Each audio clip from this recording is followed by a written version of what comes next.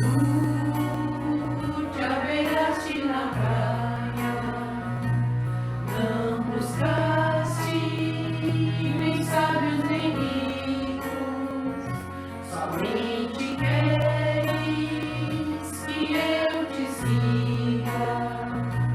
Senhor, tu me olhaste nos olhos, a sorrir, pronunciaste meu nome. Lá na praia eu deixei o meu barco, junto a ti buscarei outro lar. Tu sabes bem que meu barco eu não tenho nem ouro nem prata, somente redes e o meu trabalho. Senhor, tu me olhaste nos olhos, a sorrir, pronunciaste meu nome. Lá na praia eu deixei o meu barco, junto a ti buscarei outro mar. Tu minhas mãos solicitas, meu cansaço, que a outros descansem, amor que almeja seguir amando. Senhor, tu me olhaste nos olhos, a sorrir, pronunciaste meu nome. Lá na praia eu deixei o meu barco, junto a ti buscarei outro mar.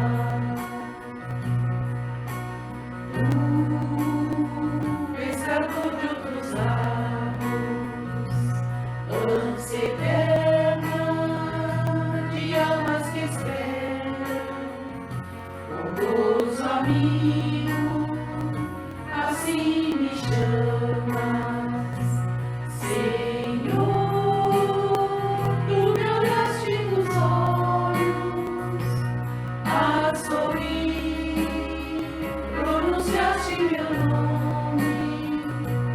Lá na praia eu deixei o meu barco, junto a ti buscarei outro mar. Junto a ti buscarei outro mar.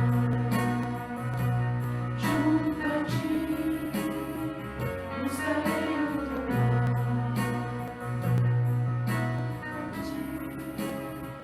Buscarei outro mar.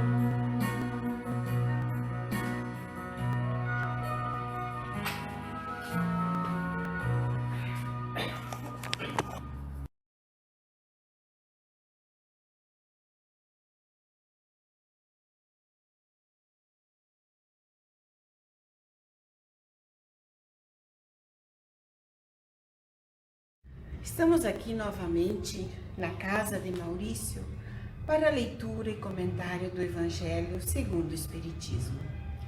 E com essa finalidade, nós elevamos nosso pensamento pedindo a autorização da cúpula da casa, pedindo a proteção dos mentores desta casa e dos nossos protetores, para que o que aqui for falado seja realmente o que precisa ser ouvido por nós encarnados e os desencarnados que nos acompanham.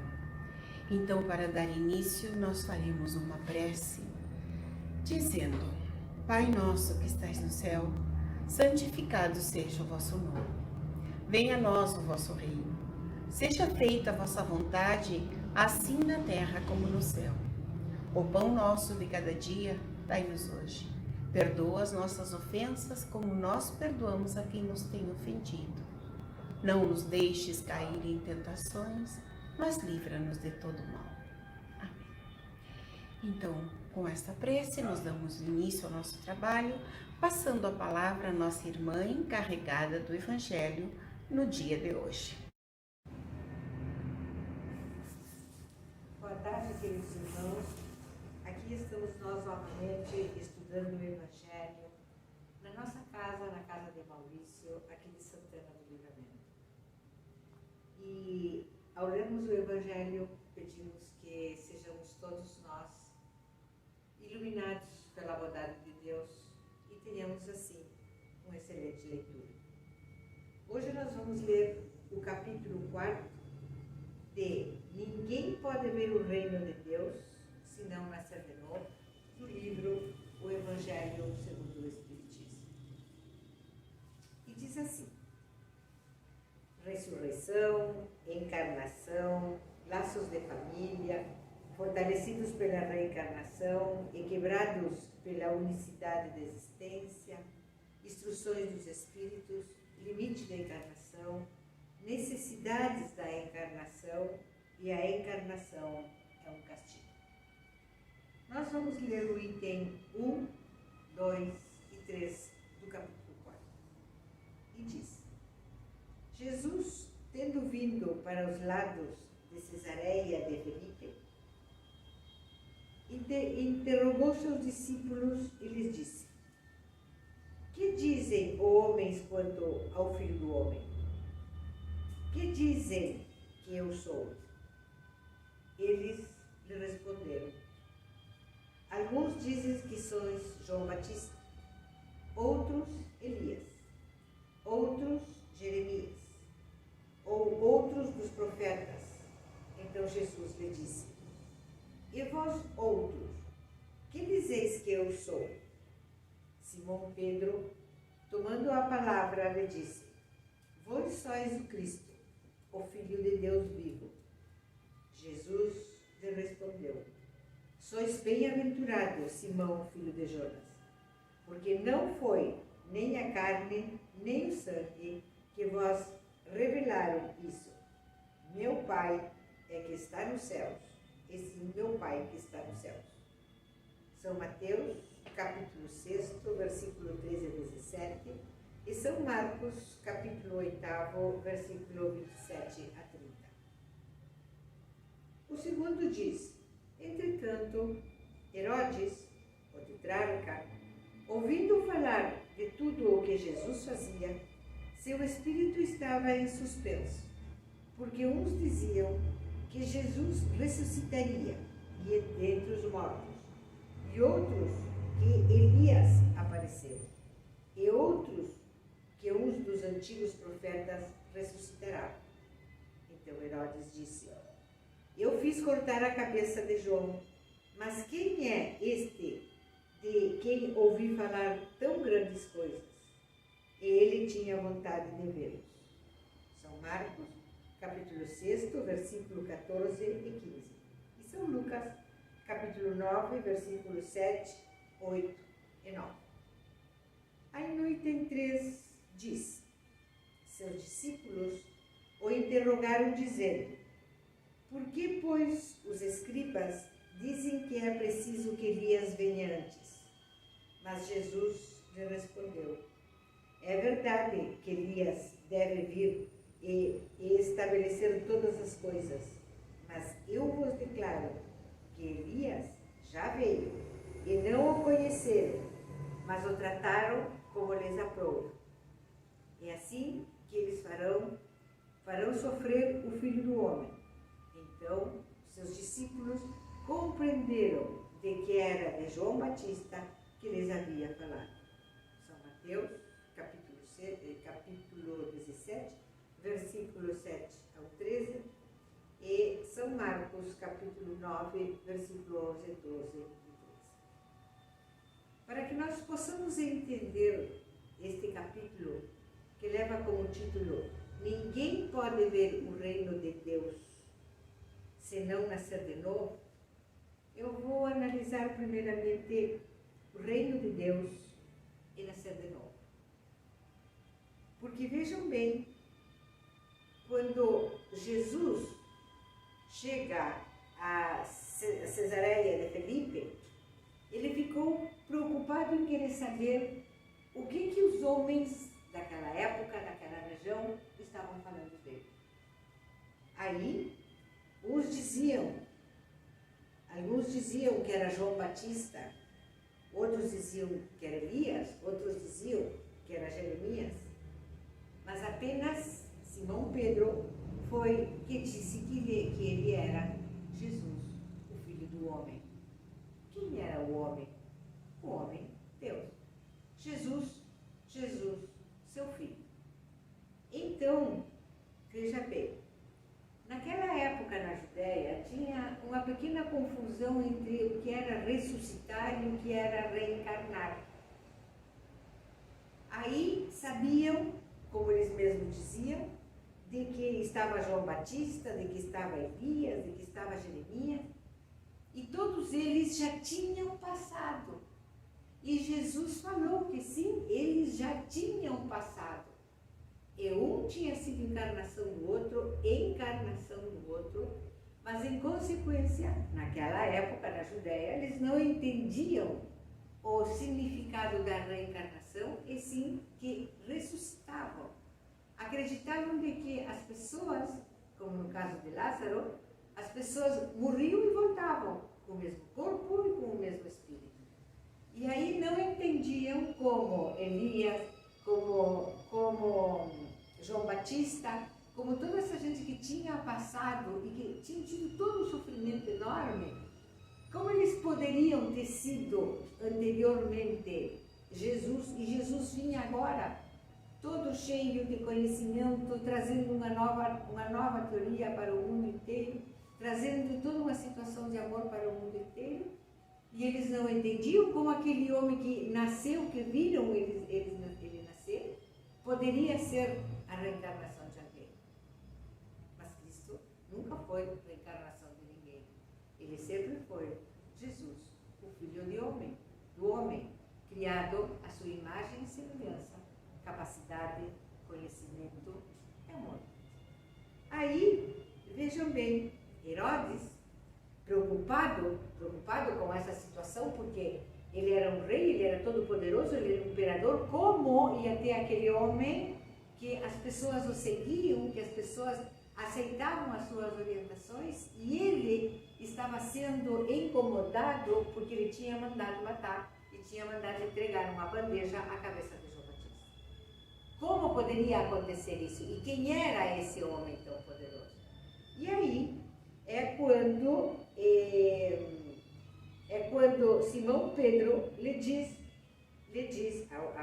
ao Cristo, e o Cristo lhe responde: sos bem-aventurado,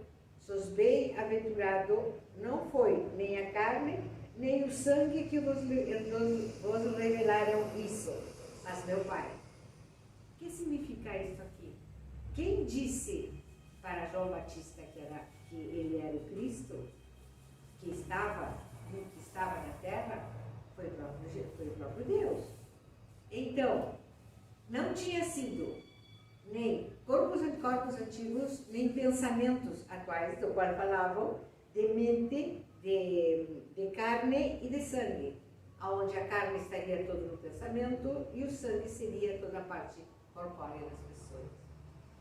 E aí nós continuamos pensando, gente, e diz assim: seus discípulos interrogaram dizendo: por que essa preocupação dos escribas, que eram os que acompanhavam e escreviam, eram os doutos da época, eram aquelas pessoas que registravam todas as coisas que aconteciam, cobravam os impostos, cobravam tudo, porque diziam que era preciso vir antes, que Elias veio antes. E como agora Elias não estava lá? E aí o Cristo lhe responde que Elias tinha estado na terra assim. Veio na terra, esteve no meio dos homens, mas infelizmente as pessoas não o compreenderam, as pessoas não o entenderam, assim como não entenderiam também ao Filho do Homem. E aí nós vemos com o andar do tempo de que Jesus, ainda que naquela época ele estivesse como ele teve, convivendo com todas as pessoas que lá estavam, sofreu as dores da humanidade, sofreu perseguição, foi judiado, foi maltratado, foi torturado. E assim mesmo, aquele homem, chamado de Jesus, suportou todas as humilhações, todos os sacrifícios em nome do que ele chamava os filhos de Deus, nosso irmão. Então, vejamos de que Deus, ele não reencarnou. Naquela época que eles diziam, naquela época Jesus vivia lá. E ele trazia a teoria do amor, ele trazia a teoria da compaixão, da caridade. E, infelizmente, os homens daquela época não estavam preparados para tremendo conhecimento, tremenda atitude de que faria com que o homem tivesse que pensar de maneira completamente diferente. Eles não tinham aquela educação necessária para suportar isso aí. Então, vejam bem, quem é o reino de Deus, então? Será que é os Deus que nós acreditamos que está no céu, que tudo aquilo que nós fizemos na terra Ele vai nos perdoar, e que quando nós cheguemos no céu, nós vamos estar sentados do lado direito dele? Não. Nós já vimos aqui e fizemos toda a história. O que os homens pensavam do Cristo, o que os homens queriam do Cristo, e aí nós entendemos que o reino de Deus está em nós. Se nós amamos, se nós mudamos, se nos é dado todas as oportunidades de reencarnação, não para nos fazer sofrer, e sim para que aprendamos, e sim para que possamos evoluir espiritualmente, então aí nós conheceremos o reino de Deus. Agora, se nós continuamos com o nosso egoísmo, com a nossa maldade, querendo que os outros façam as coisas porque nós não queremos, quando nós vamos conhecer o reino de Deus? E será que nós estamos com vontade de conhecer o reino de Deus? Ou nós ficamos só na teoria? Ou nós ficamos só ouvindo e nada fazemos para mudar? Então, veja bem o que ele diz. Ninguém pode ver o reino de Deus se não nascer de novo. E não é nascer pelo ato de nascer. Eu vou nascer, o meu espírito vai reencarnar em outra matéria, vai ser me dado outra oportunidade para que eu possa crescer espiritualmente na Terra.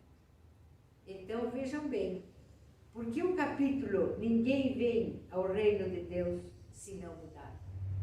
Se eu não mudo, se eu não troco, se eu não aceito as reencarnações, se eu não trato de me modificar, o reino de Deus sempre estará muito longe de nós. Então eu acho que é chegado o momento em que nós temos que pensar o que nós queremos nesta encarnação e por que nos foi otorgado esta encarnação para que a gente possa evoluir. E aí vem aquela outra pergunta. O que nós estamos fazendo em esta encarnação para conseguirmos o reino de Deus? Então, eu acredito que nós devemos pensar, eu acredito que nós temos que começar a ler e entender o Evangelho, mas também acredito de que Deus Todo-Poderoso e bondoso e todo amor sempre nos dará a oportunidade para arrependermos na última hora e começar a nossa caminhada, ainda que muito vagarosamente. O importante é começar, é entender e lentamente ir mudando. Meus irmãos, foi um prazer estar estado com vocês. Em outra oportunidade continuaremos estudando. Fiquem com Deus e que Deus nos proteja. Agradecemos então a nossa irmã que fez a leitura, o comentário, pedindo que essa explicação chegue a todos, encarnados e desencarnados. E neste momento em que estamos encerrando o trabalho, pedimos por nós e por todos aqueles que nos acompanham, pelos irmãos que estão sofrendo, pelos irmãos que estão privados da liberdade, seja essa liberdade física ou espiritual, mas que todos possam receber a palavra, o consolo, a luz e possam sair desta situação melhor do que quando nela ingressaram. Pedimos que Maria, nossa doce mãe, nos envolva com seu manto de luz para que a nossa caminhada seja mais leve, mais clara, mais precisa. Ave Maria, cheia de graça, o Senhor é convosco. Bendita sois vós entre as mulheres, bendito é o fruto de vosso ventre, Jesus. Santa Maria, Mãe de Jesus, rogai por nós, pecadores, agora e na hora do nosso desencarne. Que a paz e a luz permaneça sempre conosco.